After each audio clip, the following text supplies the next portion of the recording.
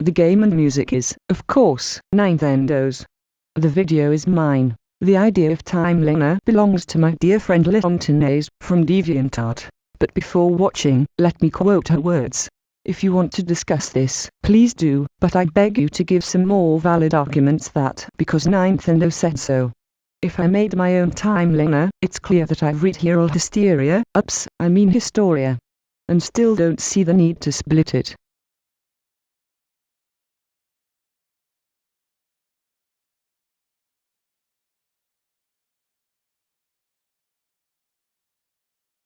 First, Skyward Sword. Clearly, the first step. I don't think someone could even doubt it, so I'm not going to explain. Second, The Legend of Zelda. Yes, the original. There isn't a lot to explain here either, but since it is related to Adventure of Link, I had to put it first in the saga. Third, Adventure of Link. Why so early?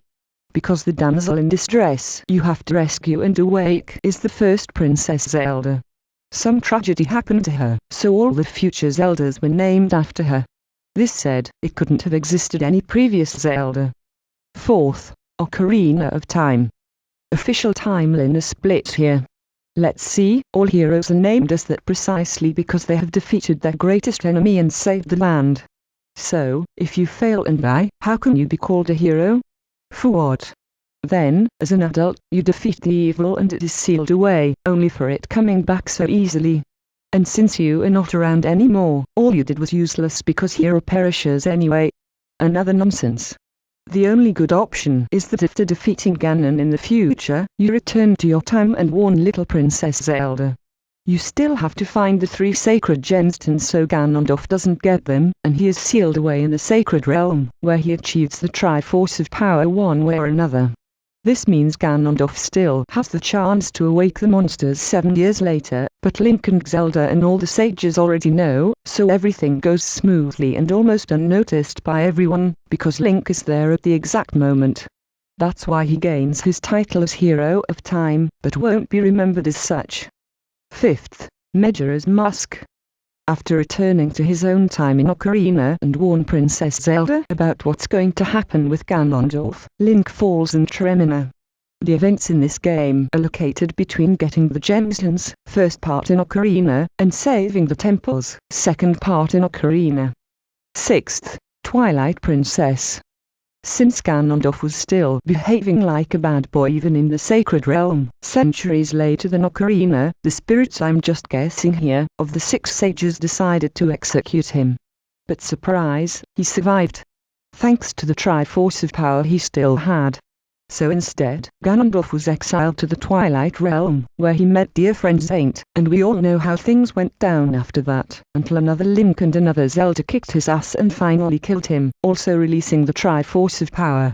Besides, thanks to Hero's shape training Wolfball, the story of the Hero of Time got at last recognized and widely known for years onward. Seventh, A Link to the Past. After who knows how many years, another Ganon appears. As in his previous lives, he wants the Triforce. He has this minion that captures 7 maidens, descendants of the 7 sages that long time ago sealed him. Somebody please explain me how the sages turn to be all Hylians, instead or an Ozera or whatever, unless it is something more spiritual and not blood attached. Fact here is that Ganon succeeds, turning his old vacation place, Aka Sacred Realm, into Dark World. The Link of this time chases him, fights him, and punches his ugly pig face to death, I'm guessing again. Link saves everyone, and wished the Triforce for everything to go back to light. 8th, Oracle of Ages and Oracle of Seasons. After defeating Ganon and saving Princess Zelda, Link is entrusted with the mission of protecting Nera and Din, the oracles. But some bad people kidnap them, so Link has to play the hero again and come to the rescue. That's not all. After he defeats Varan and Onox, the real plot of Eels, Kum and Kautig, Ganon's stepmothers, are trying to revive him using the Hope Force or whatever that lies inside Zelda. Luckily, Link is there to save the day, and the princess kisses the brave hero at the end. Also, the kinda special power Zelda owns is also mentioned later in Minish Cap as the Loud Force, though she is a different princess. 9th, Link's Awakening. Another one easy to understand. After the Oracle's events, our dear hero gets bored and sails for new adventures. He arrives to this island Kahalant and stuff happens. Nothing really important for the saga, but the game was good. 10th, a link between worlds. Not going to explain. Happens 6 generations after a link to the past, so there is nothing to actually argue about. 11th, Minish Cap. Now this trilogy, I wasn't sure if placing it here or in New Hero, but since it shows remnants of this cloud tribe that I highly believe may be descendants from the last people that stayed at Skylift, I finally chose not to move to another completely new setup land. Now, original timeline places this right after Skyward Sword, maybe precisely because of the cloud tribe thing, but there is this little detail: the game shows a sustained glass featuring, oh what is this? A pig-faced monster, also known as Ganon. Yes, same dear Ganon that appears in the Oracles or in the Dark World, but definitely not in Skyloft. Come on, I won't say Demise was that handsome, but he absolutely didn't resemble a pig. 12th, Four Swords. Vati strikes again. It seems he was sealed or something with the power of the magical Four Sword, although that is never said in Minish Cap, after you defeat him. Now, at the time of another Link and another Princess Zelda, they both go to the temple because the seal on Vati is weakening.